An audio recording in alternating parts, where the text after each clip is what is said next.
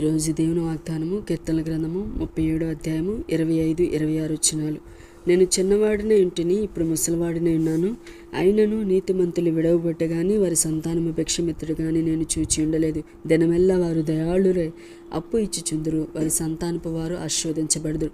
ఇక్కడ దేవుని వాక్యం మనం చూసుకున్నట్లయితే, నువ్వు ఒక్కడివి నీతిమంతురాలిగా ఉండటం వలన ఏంటి ప్రయోజనం అని దావీదు భక్తుడు మాట్లాడుతున్నాడు. ఏంటంటే, నీతిమంతులు విడవబట్ట కానీ నీతిమంతుల సంతానం భిక్షమిత్రుడు కానీ నేను చూడలేదు.